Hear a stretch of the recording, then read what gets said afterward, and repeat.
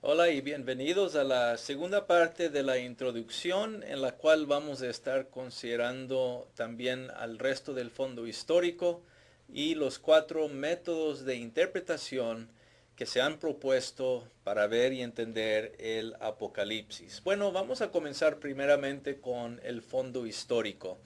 Y el fondo histórico es la parte que nos ayuda a entender todavía más de lo que está detrás de este libro.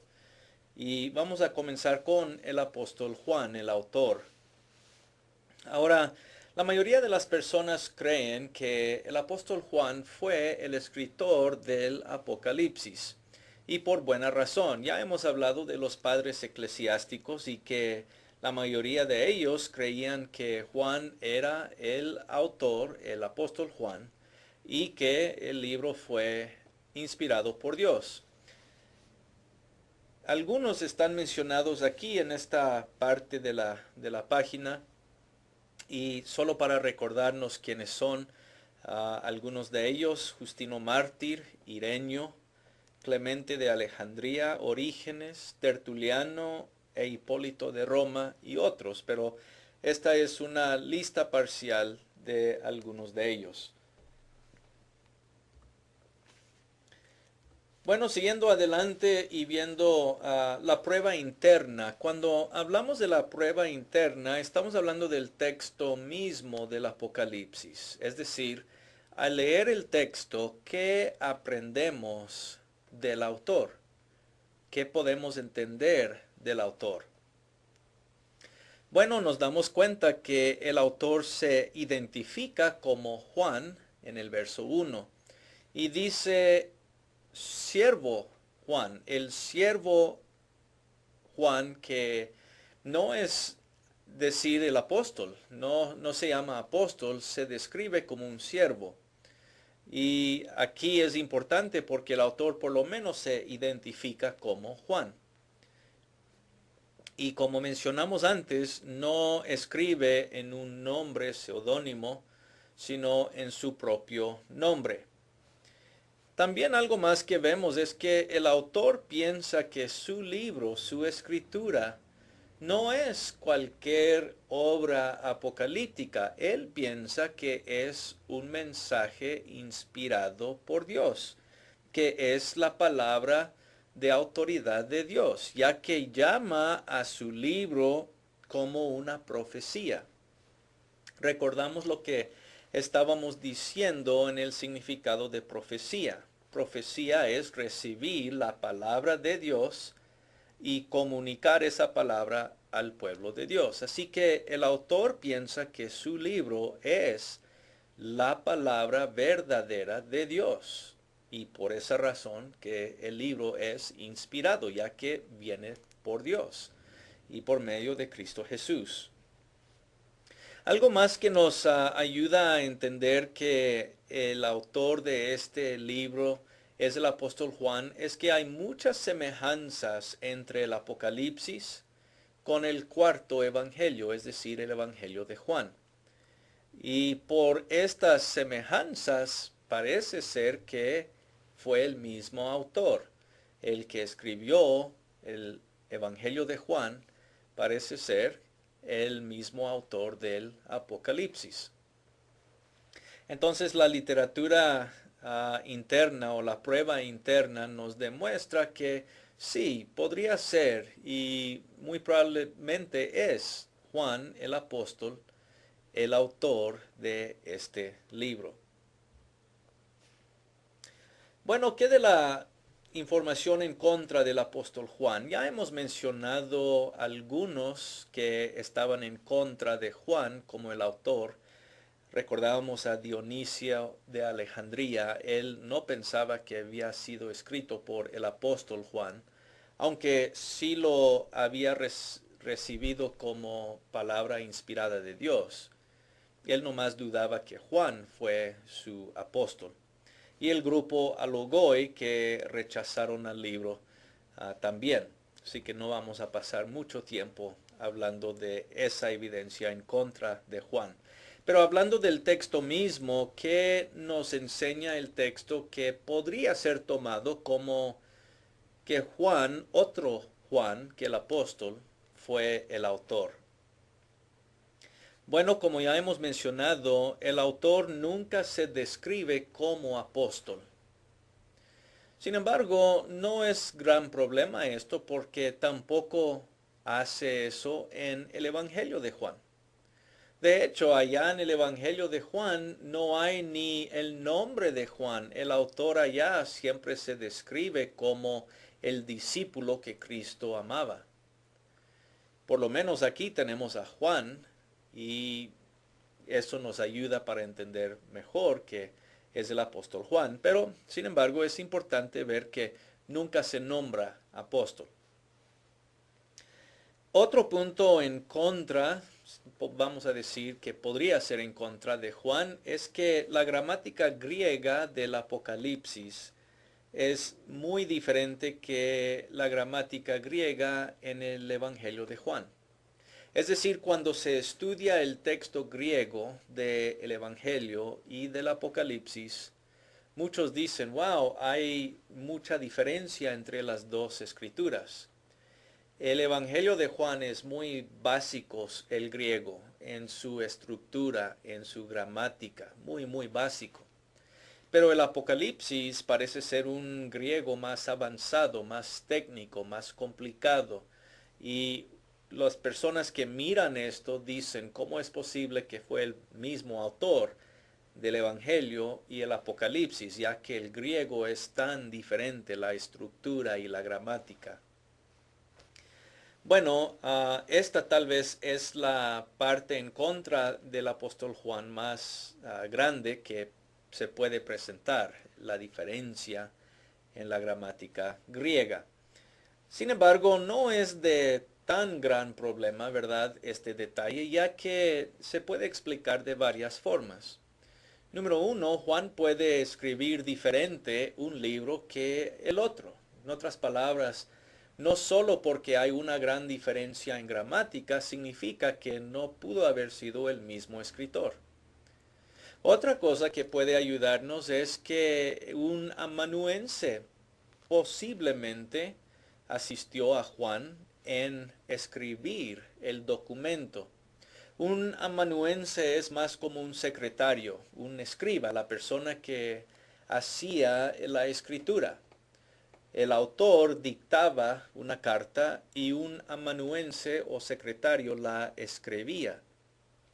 Por ejemplo, en Romanos capítulo 16 hay un saludo ahí por una persona llamado Tercio.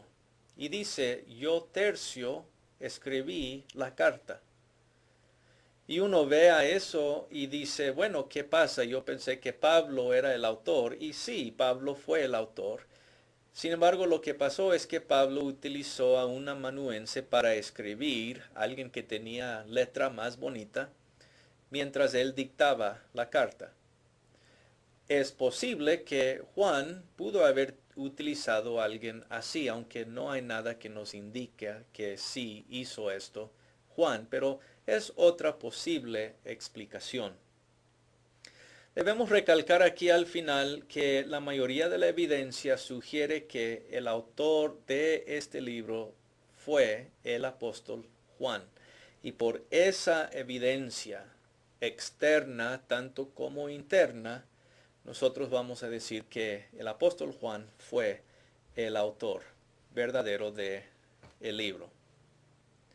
Bueno, número 2, siguiendo adelante con el fondo histórico, vamos a considerar un momentito el lugar y la fecha de escritura.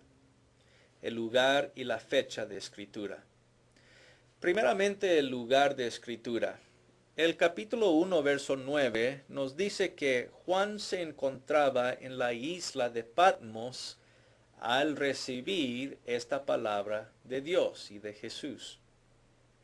Entonces, esto muy probablemente es el lugar de escritura, es decir, Juan escribió el Apocalipsis mientras estaba en la isla de Patmos. El escritor Ireneo nos dice que el apóstol Juan fue exiliado a la isla de Patmos por el emperador Domiciano, ahí en los años 81 al 96. Entonces, este dato histórico nos ayuda a ver que sí, muy probablemente Juan se encontraba en la isla de Patmos al recibir y a escribir el libro del Apocalipsis. Y esto también nos ayuda para hablar un poquito de la fecha, ya que si es verdad que fue exiliado Juan en estas fechas o en estos años, esto nos ayuda para ver mejor la fecha de escritura. Pero antes de esto, solo quiero mencionar que hay unas cuantas diferencias entre opinión con respecto a la fecha.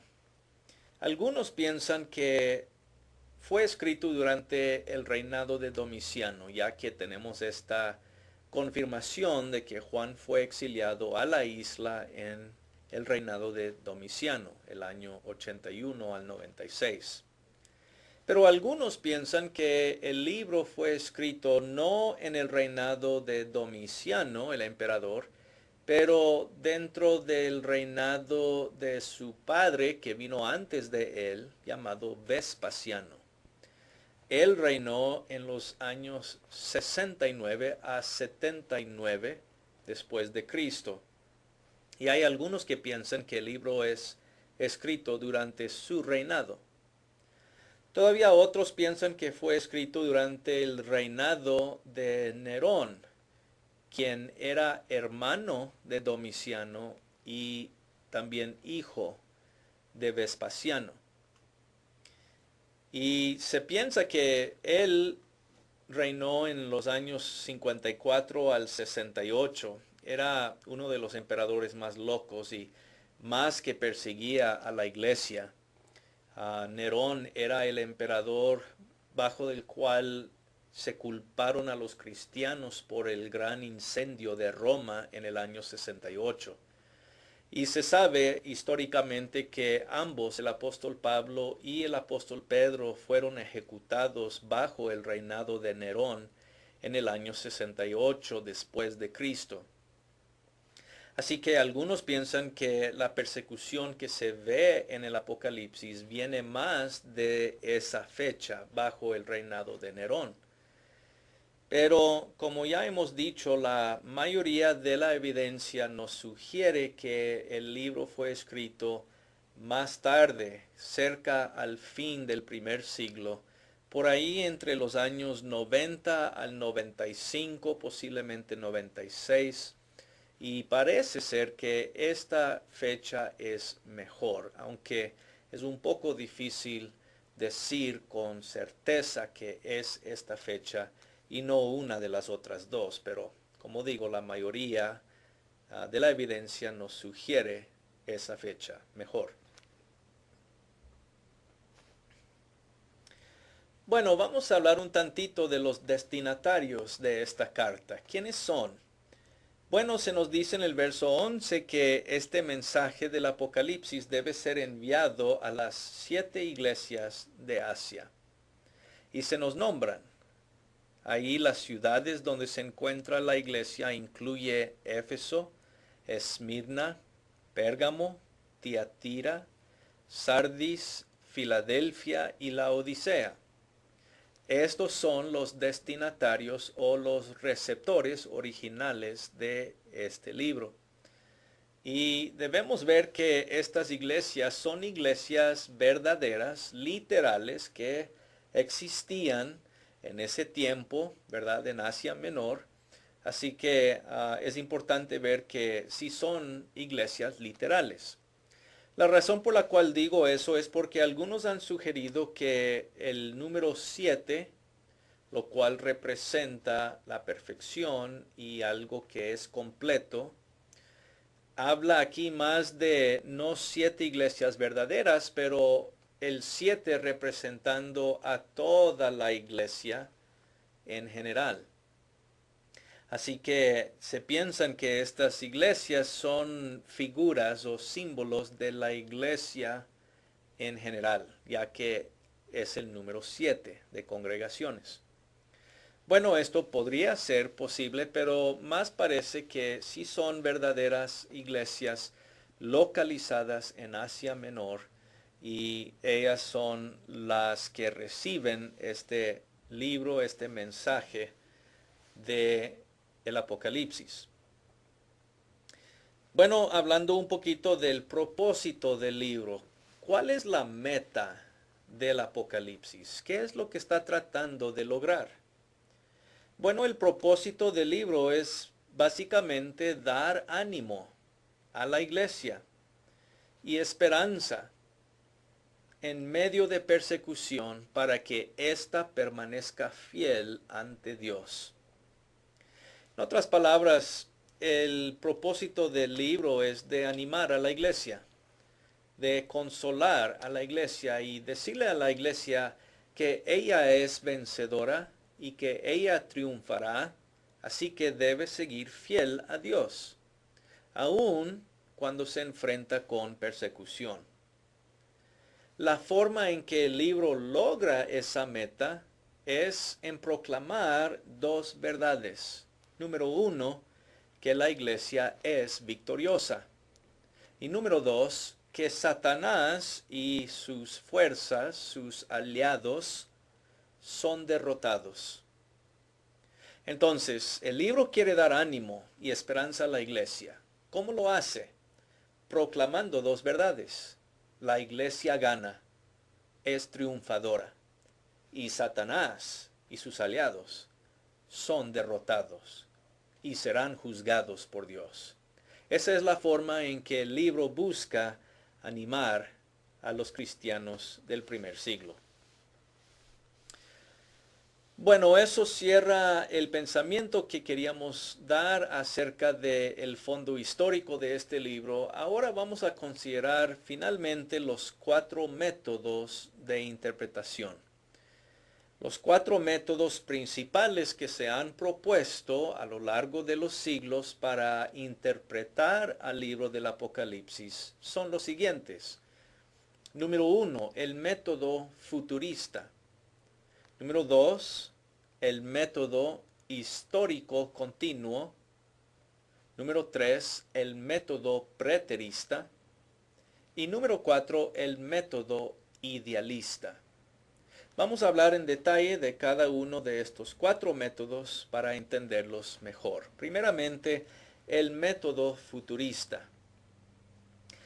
El pensamiento detrás de este método es que las visiones que se ven en este libro se cumplirán literalmente y en el futuro distante, antes de la segunda venida de Jesús.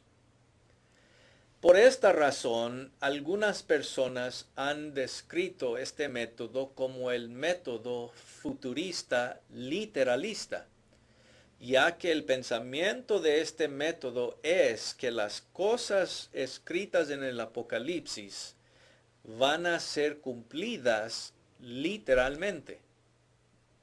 Y vamos a investigar esto un tantito más. Si nosotros buscamos un cumplimiento literal en este libro, tenemos que ver cuándo estas cosas se van a cumplir. Por ejemplo, cuando el capítulo 6 del Apocalipsis describe a 4 caballos que salen cabalgando por el cielo, cada uno en su diferente color, los futuristas piensan que este evento realmente y verdaderamente sucederá en el futuro, que algún día van a salir del cielo 4 caballos cabalgando.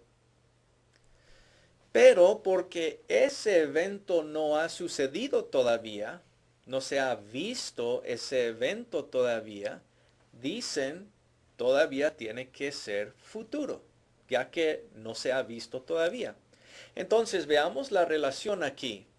Porque se acercan los futuristas al texto del Apocalipsis de una forma literal, tienen que concluir que el contenido del Apocalipsis, estos eventos, son futuros porque no se han visto todavía, literalmente hablando. Es importante ver esa conexión. De hecho, este método ha sido el más popular a lo largo de la historia. Más la razón por la cual es popular este método es porque personas están fascinadas con el futuro.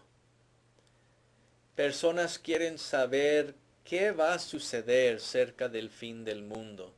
¿Cuáles son las señales que se van a ver antes de la venida de Jesús por segunda vez? La gente siempre está fascinada con el fin del mundo. Y creo porque este método habla más a ese tipo de cumplimiento. Esa ha sido la razón por la cual ha sido el más popular, el futurista, ya que todo el mundo quiere saber cómo va a terminar el mundo. El problema con esto es que si el libro del Apocalipsis habla del futuro, y el futuro muy lejano, el futuro que habla de el fin de todo antes de la venida de Cristo, el problema con esto es que no contiene eso un mensaje para la iglesia original, quien recibió el Apocalipsis.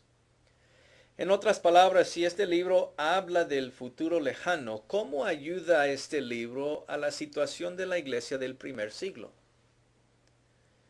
Ya que la iglesia del primer siglo es la que tenía el problema de persecución, sería como si Dios le estuviera diciendo, yo sé que estás sufriendo y que estás pasando por dificultad, pero no te preocupes porque en 2000 años vendrá Jesús y ya se acabará todo. ¿De qué ayuda le sería eso a la iglesia del primer siglo? Eso no le ayudaría. No le está contestando Dios su necesidad con un mensaje así. Entonces, al decir que el mejor método para entender este libro es un método que se preocupa por el futuro lejano, deja fuera a los destinatarios originales, a la iglesia original, ya que el mensaje es futuro. No fue tanto para ellos. Eso es lo que dice este método. Bueno, otro problema con este método es que la profecía a veces se cumple literalmente, pero a veces no. Hay muchas profecías en el Antiguo Testamento en especial que nunca se cumplieron literalmente. Se cumplieron en principio nada más. Isaías capítulo 13 es un buen ejemplo de esto. Ahí Dios habla del juicio que vendrá sobre Babilonia. Y dice que sobre todo Babilonia nunca será habitada más, será destruida completamente, y el humo de su destrucción iba a subir al cielo por todas las edades. El problema es que cuando Dios vino en juicio contra Babilonia, no fue destruida. Los medos persas son los que vinieron y tomaron control del imperio babilónico y de esa forma cayó. Pero en vez de destruir a la ciudad, los medos persas hicieron de ella su capital también. ¿Qué pasa? Isaías 13 se cumple en principio. ¿Cuál principio? El principio del juicio de Dios. Pero no fue destruida. No fue completamente quemada. No, no se cumplió literalmente hablando. Hay otro ejemplo también de esto. En el libro de Joel, capítulo 2, se habla ahí del gran día de Jehová, en el cual se convertirá en tinieblas el sol y la luna se convertirá en sangre. El apóstol Pedro, en el libro de los Hechos, capítulo 2, cuando él predicó el primer sermón y entraron más de 3000 personas a ser bautizadas y iniciar el reino de Dios, Pedro dice que lo que habló Joel y cita ese mismo pasaje, Pedro dice, aquí se está cumpliendo. ¿De qué forma? Se está cumpliendo porque el pueblo tiene la oportunidad de entrar en salvación o de no entrar en salvación y de esa forma ser juzgado, ya que cada vez que uno escucha el Evangelio y lo rechaza, se puede decir que está siendo juzgado en ese momento, no está entrando a la vida eterna. Pedro dice que lo que escribió Joel en su profecía, capítulo 2, se estaba cumpliendo en ese día. Sin embargo, en el día de Pentecostés, no se convirtió la luna en sangre, no se oscureció el sol para quedarse completamente negro y oculto. La idea de ese tipo de lenguaje no es de que se va a cumplir literalmente, sino que son figuras de juicio. Juicio para algunos para entrar en vida eterna y juicio para aquellos que no entran en vida eterna rechazando el Evangelio. Así que muchas veces las profecías, visiones y símbolos no se cumplen literalmente, sino en principio. Y eso es lo que tenemos que ver. Otra cosa también es que el Apocalipsis es un libro simbólico, ya hemos dicho eso. Sin embargo, el método futurista literalista busca que sea literal. Y el problema con eso es que este tipo de literatura no habla literalmente, directamente, como ya hemos dicho, presenta sus verdades de una forma indirecta, de una forma simbólica, como las parábolas. Así que este método puede sonar bien porque habla de lo que va a suceder en el futuro, pero en cuanto al contexto literario del Apocalipsis, parece que este método no es el mejor para entender el libro. Además, Apocalipsis nos dice varias veces que las cosas escritas en él van a suceder pronto. El tiempo está cerca. Y este método futurista está totalmente en contra de eso porque piensa que se va a cumplir lejos en el futuro, en nuestros días o aún más lejos que nuestros días. El libro mismo dice que estas cosas deben suceder pronto, entonces este método está en contra de las mismas palabras del libro. Así que es un método popular por hablar del futuro, pero no creo es el mejor método para en verdad entender el Apocalipsis. Bueno, el segundo método es el método histórico continuo. Y este método básicamente piensa que el Apocalipsis es una descripción simbólica de eventos históricos que se iban a ver en la historia de la iglesia. En esta historia estamos hablando desde el tiempo de Jesús hasta la segunda venida de Jesús. En otras palabras, este método dice que el Apocalipsis es como un guía para todos los eventos históricos que iban a suceder a lo largo de la historia de la iglesia. Personas que piensan de esta manera miran en el Apocalipsis la apostasía de la iglesia católica. Piensan que el Apocalipsis habla de ese evento. También la reforma protestante. Se piensa que eso se ve en el Apocalipsis. Y cosas aún como la Revolución Francesa y otros eventos históricos piensan que el Apocalipsis habla de ese tipo de evento. Por eso se llama histórico continuo. Es decir, se van a ver estos eventos a lo largo de la historia hasta la venida de Cristo. Bueno, claro, este no parece ser el mejor método tampoco. Vamos a ver un tantito más de esto.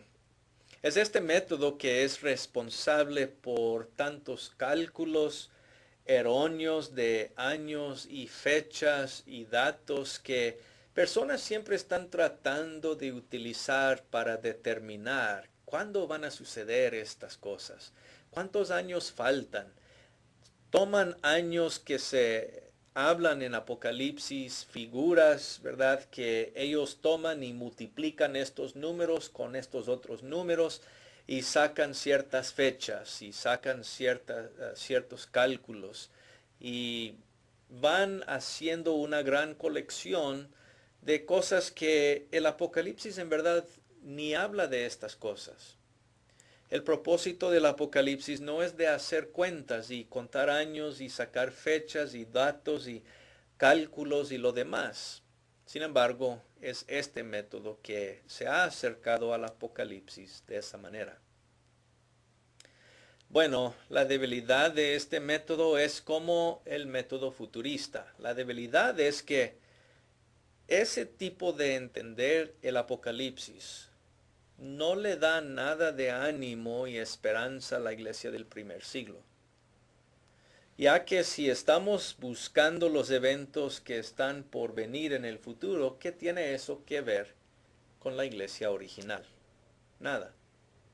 Así que este no es el mejor método tampoco. Número 3, llegamos al método preterista.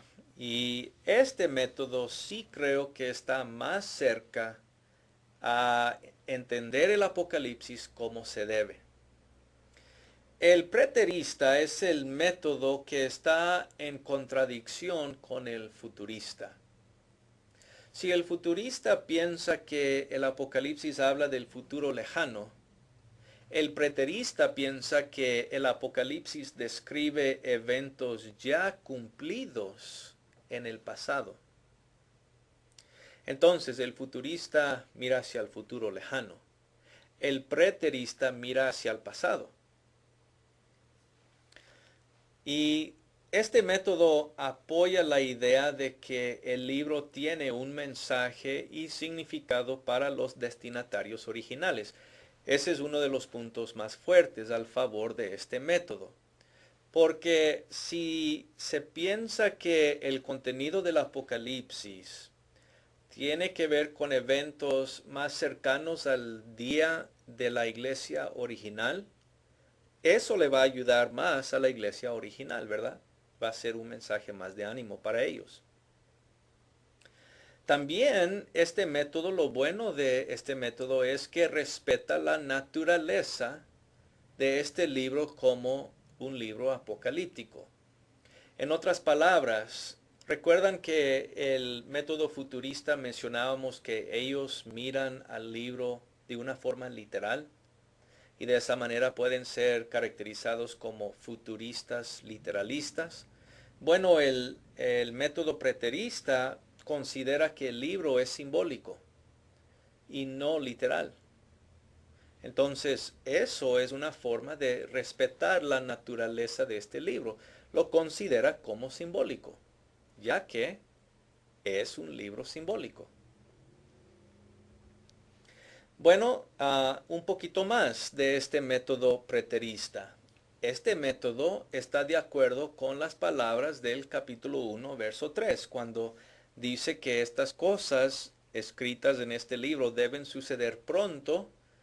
El método preterista dice, sí, no estamos hablando de un futuro muy lejano, sino de un futuro inmediato.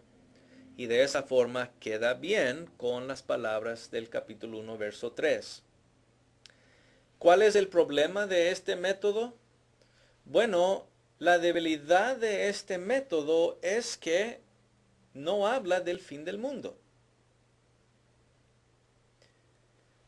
En verdad, personas no pueden creer que el último libro de la Biblia no habla de la escatología, de las últimas cosas antes de la venida de Jesús.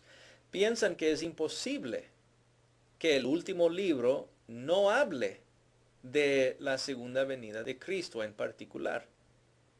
Y por eso rechazan este método, porque dicen, no, eso es loco, es el último libro, habla de las últimas cosas, ¿cómo puedes decir que habla de cosas que ya han pasado? No tiene sentido eso. Pero busquemos la razón por qué no tiene sentido. No tiene sentido porque siempre se ha aceptado nada más que el libro habla del fin del mundo. No, el problema es que la gente por tantos años ha pensado que porque es el último libro, tiene que hablar de la segunda venida de Cristo. Pero si queremos llamar eso una debilidad de este método, bueno, está bien, esa es su debilidad. No habla del fin del mundo. Pero si nos ponemos a pensar, esto no es un problema, ya que hay otros pasajes que sí nos hablan del fin del mundo. Nada cambia si el Apocalipsis no habla nada del futuro, el fin del mundo. Porque todavía tenemos a pasajes como 1 de Tesalonicenses 4, 1 de Pedro, 2 de Pedro, 1 de Corintios 15. Todos estos textos hablan de cómo va a ser el fin del mundo. Pero este libro no tiene que hablar del fin del mundo. Depende de cómo lo interpretamos. Así que este libro del Apocalipsis, al ser interpretado por el método preterista, muchas cosas están de acuerdo cuando se emplea este método. Bueno, finalmente el método idealista. ¿Qué es este método? Bueno, ya hemos visto a tres. Este método piensa que el Apocalipsis no habla de ningún tiempo específico, ni del futuro lejano, ni del pasado. Este método no se concentra en cuándo se van a cumplir estas cosas. Este método dice que no habla ni del pasado ni del futuro específicamente, sino que las visiones y los símbolos solo quieren comunicar verdades y principios eternos, lecciones teológicas, vamos diciendo. Entonces, no es para el tiempo del pasado ni para el futuro. Estas verdades y estos principios son para todas las épocas de la iglesia, desde el tiempo de la iglesia primitiva hasta nuestro tiempo y las épocas que vendrán después, porque se busca entender los mensajes, los principios, no tanto cuándo se van a aplicar. Así que este libro no busca un cumplimiento histórico, literal. Este método busca un cumplimiento espiritual. Entonces, ahí está la diferencia en este método de los otros. Ahora, es importante que ustedes sepan que en mi forma de entender el Apocalipsis, vamos a estar siguiendo principalmente la combinación de estos últimos dos métodos, el método preterista y el método idealista. Ahora, hermanos, no creo que esta es la palabra final, en que no se puede interpretar el Apocalipsis de otra manera, pero sí creo que estos dos métodos finales son los mejores porque los dos respetan al fondo histórico y de la audiencia original. Es decir, si bien es cierto que cada libro del Nuevo Testamento tiene un mensaje para los destinatarios originales, estos dos métodos por lo menos aceptan esa verdad. Especialmente el preterista, que dice que estos eventos tienen que ver con la iglesia primitiva, con la iglesia original. Y si también queremos aceptar la idea de que las visiones y los símbolos comunican verdades trascendentes, principios eternos, entonces el método idealista es bueno para ver eso, ya que eso es lo que piensa el idealista. Entonces, en los comentarios de este libro y de este curso, yo me voy a enfocar desde la perspectiva del método preterista y también idealista. Queremos reconocer en verdad el fondo histórico y cómo este libro se aplica a la iglesia primitiva, la iglesia original. Pero también queremos sacar esos principios eternos, esas enseñanzas que son trascendentes y queremos aplicar esas a la iglesia de hoy. Queremos aplicar esas verdades a nosotros hoy en día. Entonces, una combinación de estos dos métodos va a ser la forma en que estemos progresando en los comentarios de este libro. Muy bien, hemos llegado al final de la presentación de la introducción al Apocalipsis. Hemos visto las 4 características del Apocalipsis. Hemos visto el fondo histórico del Apocalipsis y finalmente consideramos los 4 métodos para interpretar al Apocalipsis. Ya en el siguiente lección vamos a estar hablando más acerca del capítulo 1 y vamos a considerar la primera visión que se ve en el capítulo 1, la visión de Cristo Jesús. Entonces, hasta la próxima lección, que el Señor les bendiga y nos veremos entonces.